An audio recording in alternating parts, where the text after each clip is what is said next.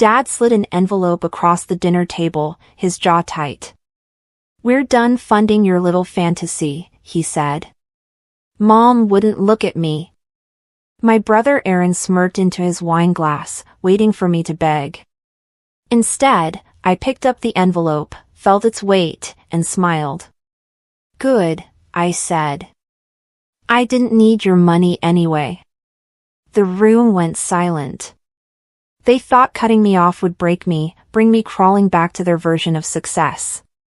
They had no idea what I'd already built in secret, or how badly they'd miscalculated. That night changed everything, but not the way they expected. I can still see Dad's face when I smiled, the confusion flickering across his features. He'd expected tears, maybe anger. What he got was something he'd never seen before, my complete independence. I grew up in a house where success had one definition: steady job, steady paycheck, steady life. My parents, Thomas and Patricia, ran a small accounting firm in Columbus. They believed in spreadsheets, retirement plans, and safety above everything else. Aaron followed the script perfectly. Business degree, CPA license, corner office by 28. His framed certificates lined the hallway like trophies. Mine stayed in a drawer under old tax forms. When I told them I wanted to study music production, Dad laughed. "You mean as a hobby?" he asked. "No," I said. "As a career." His smile disappeared instantly. Mom stirred her coffee that didn't need stirring, the spoon clinking against the cup in the silence. That sound became the soundtrack to every conversation we'd have about my future. They wanted me to be an accountant like them. Safe, predictable, boring. But I'd spent my teenage years in the garage with headphones on, learning software, mixing tracks, building beats until my fingers cramped. Music made sense to me in ways numbers never did. It felt like breathing. When I was accepted to Berklee College of Music in Boston, I thought they'd be proud. Instead, Dad threw the acceptance letter on the table.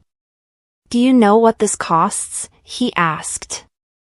$60,000 a year to play around? I told him I'd gotten a partial scholarship. He shook his head slowly. "Not enough. You want to throw your life away? Do it on your own dime." The words hit like a door slamming. I remember standing there, acceptance letter in hand, realizing they'd never see me the way I needed them to. I went anyway. I took out loans, worked 3 part-time jobs, slept 4 hours a night. My roommate in Boston, Marcus, was the first person who actually believed in me. He listened to my tracks, gave real feedback, stayed up with me during deadline weeks when I thought I'd break. Meanwhile, my family called once a month, always the same question: "When are you coming to your senses?" Aaron got engaged that first year. They threw a huge party, 200 people, live band, the works. I couldn't afford the flight home. Nobody seemed to notice I wasn't there. Mom texted me a single photo: "Your brother's moving forward. Maybe you should think about that." I stared at that message for a long time, then put my phone away and kept working. The basement studio became my sanctuary, the only place where my choices made sense. By junior year, I'd started getting small gigs. Wedding DJs, local clubs, a few online clients who needed background music for videos. The money was terrible, but every project taught me something new. I built a portfolio slowly, carefully. I networked at every event, handed out cards to anyone who'd take them. Most ended up in trash cans, but some didn't. During winter break, I flew home with a gift for my parents, a professionally mixed track I'd done for a startup's commercial. It had taken me 40 hours to perfect. Dad glanced at it for maybe 10 seconds. "Very nice, Bella," he said, like I'd shown him a crayon drawing. Aaron asked how much I got paid. When I told him $200, he laughed so hard he choked on his drink. $200, he repeated. I made that before lunch today. Nobody defended me. Mom just smiled uncomfortably and changed the subject. Spring semester of senior year, something shifted. A producer I'd met online, Vincent, reached out. He worked with mid-level artists and needed someone who could turn projects around fast. He listened to my demo reel, the one I'd spent months perfecting, and said, "You've got an ear for this. Let's do a test run." That test run became 3 projects, then 10, then a steady stream of work. I was making more than my part-time jobs combined. Vincent introduced me to his network, people who actually valued what I could do. Suddenly, I wasn't just the broke college kid mixing tracks in his dorm. I was the guy people called when they needed quality work, fast. But I didn't tell my family. I'd learned by then that their approval wasn't coming, and I'd stopped waiting for it. The silence between us grew comfortable, at least for me. Graduation day arrived. Mom and Dad flew out, but only because Aaron insisted they should. They sat through the ceremony looking uncomfortable, like they'd wandered into the wrong building. Afterward, Dad shook my hand stiffly. "Well, you finished," he said. "Not congratulations, not I'm proud of you. Just acknowledgement that I'd completed something." "Now what?" I told him I already had clients lined up, real paying work. He sighed deeply. "Bella, real jobs have benefits. Health insurance. Retirement plans. A future." Mom touched my arm gently. "It's not too late to apply to grad school. Business, maybe. Something practical." I looked at them both, really looked at them, and realized we were speaking completely different languages. We always had been. "I'll be fine," I said. They didn't believe me. The disappointment hung in the air between us like fog. I didn't need them to believe me anymore. That was the moment I truly let go. After graduation, I moved into a tiny studio apartment in Brooklyn. 1 room, a bathroom the size of a closet, and a corner where I set up my equipment. It wasn't much, but it was mine. I spent 18-hour days building my business. Cold emails, social media posts, reaching out to artists and companies who might need production work. Some ignored me. Some said no. But some said yes. Slowly, painfully slowly, my client list grew. I worked with indie musicians, podcasters, small brands trying to make noise in a crowded market. Nothing glamorous, but steady. 6 months in, I cleared $5,000 in 1 month. I sat on my mattress on the floor, staring at my laptop screen, and let out a breath I'd been holding for years. My parents called every few months, usually during holidays. The conversations were surface level, careful, like we were distant relatives instead of family. "How's the music thing going?" Dad would ask. "Good," I'd say. "Busy." He'd grunt, and the conversation would end shortly after. Mom would ask if I needed money, her voice hopeful, like my saying yes would prove something. I always said no. Aaron got married the following spring. I saw the photos on social media. Big wedding, expensive venue, everyone smiling in their perfect outfits. I wasn't invited. When I finally worked up the courage to ask Mom about it, she paused for a long moment. "Well, honey, they had a limited guest list. And you're so far away." Translation: you're not part of the family success story anymore. You made your choice. I stopped calling after that. If they wanted to reach me, they knew where I was. The silence felt better than the constant disappointment anyway. I focused on work, on building something they couldn't tear down with their doubts. 2 years after graduation, Vincent called with an opportunity one couldn't ignore. A rising hip-hop artist, Dante Cruz, needed a producer for his next album. Dante had a decent following, 500,000 Instagram followers, a few viral tracks that had made noise in underground circles. Vincent pitched me hard. "Bella's fast, she's creative, and she's hungry," he told Dante. Dante listened to my work, nodded slowly, and said, "Let's try one track." One track became 3, then 5, then the whole album. We clicked immediately. My sound matched his vision perfectly. He described what he wanted, and I could hear it before he finished speaking. When the album dropped 6 months later, 2 songs charted on Spotify's Top 100. My name was in the credits, small but visible. People started reaching out. Big people. Artists with real followings, labels with actual budgets. Within 6 months, my rate tripled. I was working with artists I'd listened to in college, brands that had ignored my emails a year ago. I moved to a better apartment, bought real furniture instead of milk crates, upgraded my equipment to professional-grade gear. My calendar stayed booked 3 months in advance. One night, Marcus called from Boston. "Bro, you're blowing up. You see what people are saying about you online?" I hadn't. I Googled my name and found threads on production forums, articles listing up-and-coming producers to watch, tweets from artists praising my work.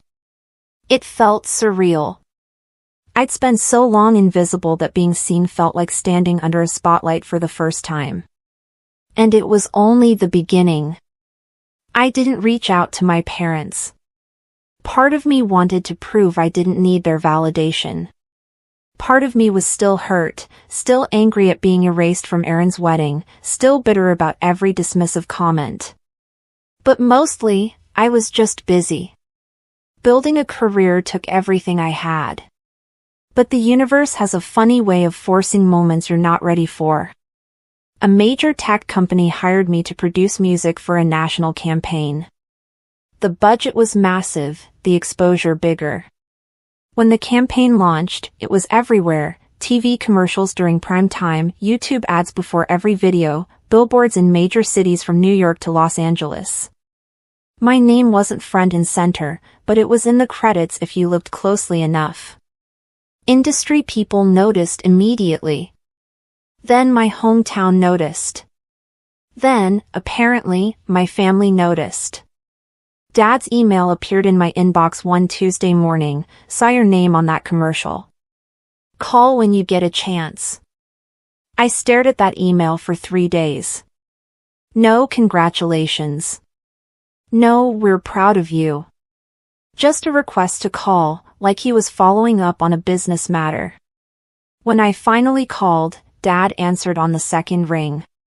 "Bella," he said, his voice different somehow. Careful, measured. "That campaign you worked on, people around here are talking about it. Your mom saw it at her sister's house." I waited, not helping him. "We were wondering," he continued slowly, "if you'd like to come home for Thanksgiving. It's been a while." 3 years, I thought. 3 years since Aaron's wedding that I wasn't invited to. 3 years since they'd written me off as the kid who made the wrong choice. But I didn't say that. "I'll think about it," I said, keeping my voice neutral. Thanksgiving felt like walking into a trap I couldn't see yet. Mom answered the door with a hug that lasted 2 seconds too long, her arms tight around me. Dad shook my hand, gripping harder than necessary, like he was trying to communicate something he couldn't say. Aaron was there with his wife, Stephanie, both dressed like they were attending a business lunch instead of a family dinner. We sat at the table, and the compliments started immediately, too many, too fast. "Your work is so impressive, Bella," Mom said, her voice bright. Dad nodded seriously. "We always knew you had talent." I almost laughed. Always knew? They'd spent years telling me I was wasting my time. Aaron asked about my clients, my rates, my process. Every question felt like an appraisal, like he was calculating my worth in real time. Then Dad cleared his throat, that familiar sound that meant something important was coming. Actually, Bella, we wanted to discuss something with you. My stomach tightened. Here it was. The real reason for the invitation. Our firm is expanding, he continued, folding his hands on the table. We're looking into digital marketing, online presence, that sort of thing. We could use someone with your skills. I set my fork down slowly, carefully. You want to hire me? I asked. Mom smiled warmly. Well, more like bring you into the family business. A partnership, eventually. Aaron leaned forward eagerly. We've been talking about this for weeks, Bella. You've proven yourself. It's time to bring your talents home where they belong. The words landed wrong, jagged and sharp. Proven yourself. Like the last 5 years had been some kind of test I'd finally passed, and now I deserved to join the real world.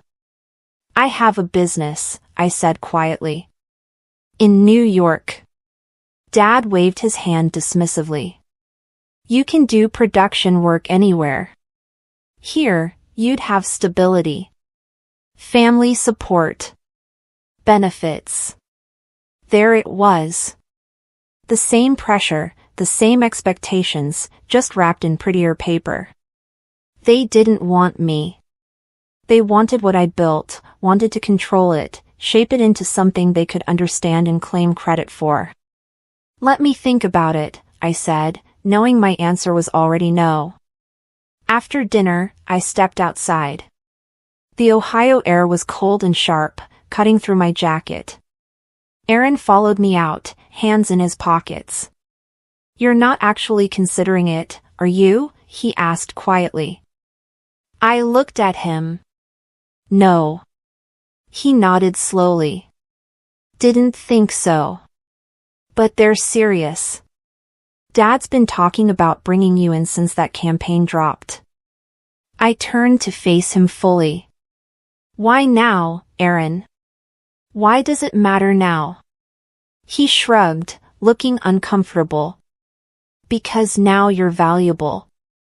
You know how they are. Success is the only language they speak. It was the most honest thing he'd ever said to me. For a moment, I almost felt bad for him, trapped in that world of spreadsheets and expectations. Almost. I'm not coming back, I said firmly. Good, he replied quietly, surprising me. You'd hate it here. I flew back to New York the next morning, cutting the visit short. Mom called twice before I even reached the airport. Texts from Dad piled up in my phone. We're just trying to support you. Family should work together.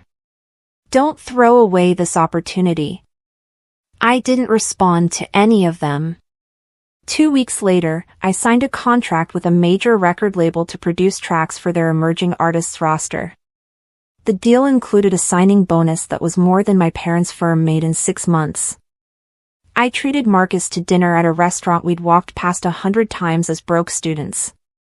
I upgraded my studio space, finally renting the professional suite I'd been eyeing for months. I bought the equipment I'd been dreaming about for years. I didn't post about it online. I didn't need to announce it or prove anything to anyone.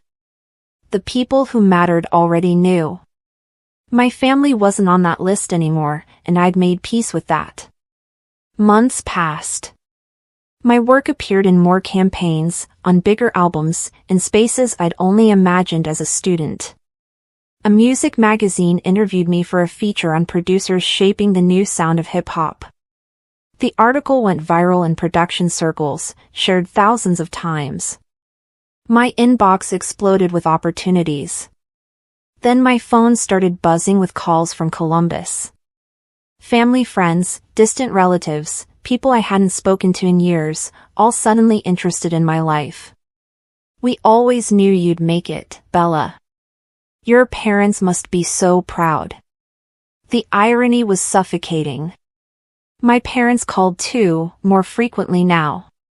The tone had shifted completely. Mom's voice was warmer, almost cheerful. Dad asked questions that actually sounded interested instead of skeptical. They wanted to visit New York, see my studio, catch up properly. I kept the conversations short, polite, distant. Spring arrived and Vincent called with news that changed everything. "Remember Dante?" he asked, his voice excited. His album just got nominated for a Grammy. 3 categories. Your production is specifically credited. I sat down hard. A Grammy nomination. My work recognized at the highest level. The news broke publicly the next morning. My phone didn't stop ringing. Journalists, bloggers, old classmates I hadn't spoken to since high school, everyone wanted a piece of the story. My parents called within an hour. Dad's voice cracked when he spoke. "Bella, we just heard. A Grammy nomination. This is incredible. We're so proud of you." Mom was crying in the background. "We want to be there for the ceremony. We want to support you." Support. The word felt hollow, arriving years too late. I told them I'd think about it, then muted their numbers. The Grammy ceremony was 2 months away. Marcus flew in from Boston. Vincent brought his family. Dante invited me to sit with his team. The night was a blur of lights, music, famous faces I'd only seen on screens. When they announced the winner in our category, it wasn't us. But standing in that room, wearing a suit I'd bought myself, surrounded by people who'd believed in me when nobody else did, I felt something shift inside me. I'd spent so long trying to prove my parents wrong that I'd forgotten the point. I wasn't doing this for them. I never had been. The applause faded, and I smiled. I'd already won. After the Grammys, my rates doubled again. Projects poured in from artists I'd idolized growing up, people whose posters had covered my garage walls. I hired an assistant to manage my schedule, then a manager to handle contracts and negotiations. My studio expanded into the suite next door. I started mentoring young producers, remembering what it felt like to work alone in a garage with nobody believing in you. One kid, 17 years old from Atlanta, sent me his beats. They were raw but promising, full of potential. I spent 3 hours on a call with him, giving feedback, encouragement, sharing everything I'd learned. "Don't let anyone tell you it's not real work," I said. "If you love it, fight for it. The people who doubt you don't matter." He thanked me, his voice shaking. Later, I realized I was telling him what I'd needed to hear at his age. My parents showed up at my studio unannounced on a Tuesday afternoon.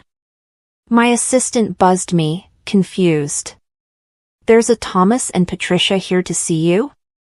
I walked out of the recording booth and found them standing in the lobby, looking around at the gold records on the walls, the photos of me with artists they'd definitely recognize from the radio. "Bella," Mom said, her eyes wet. "This is beautiful. You built all this?" Dad looked older somehow, smaller than I remembered. His shoulders were curved, his face lined with worry. "We made a mistake," he said, the words clearly difficult.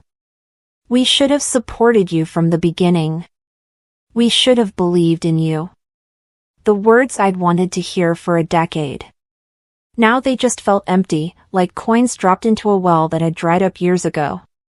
We sat in my office, them on one side of my desk, me on the other. The roles had completely reversed. We want to be part of your life again, Mom said softly. We miss you, Bella. I leaned back in my chair.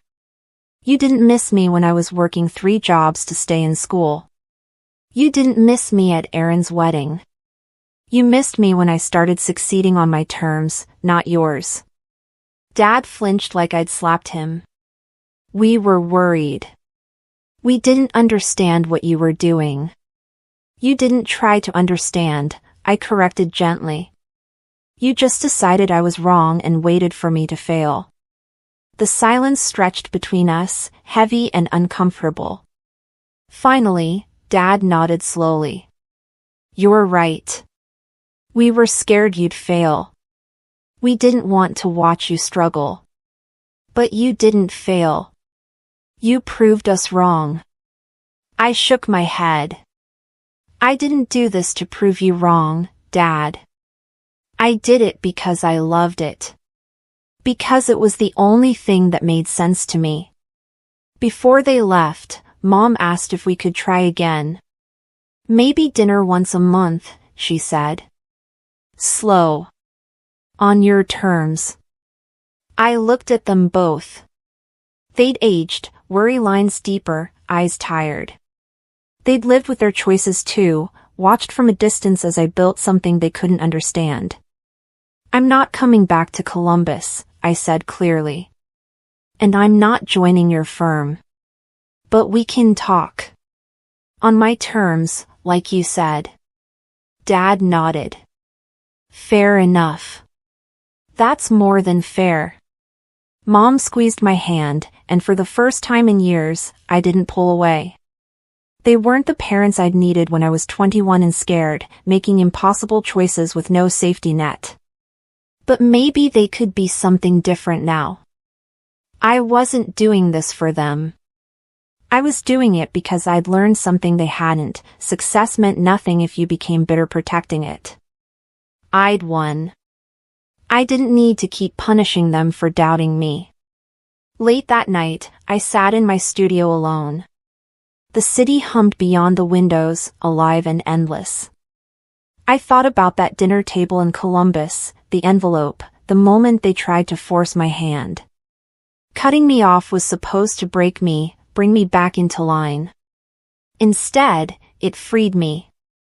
I built a life they couldn't imagine, made choices they'd never understand, became someone they didn't recognize. And now they wanted back in, wanted to claim some piece of what I'd built from nothing. The funny thing about chasing your dreams is that the people who doubt you the loudest are often the ones who'll celebrate you the hardest once you succeed. But by then, their approval doesn't mean what it used to. I didn't need them to believe in me anymore. I'd learned to believe in myself.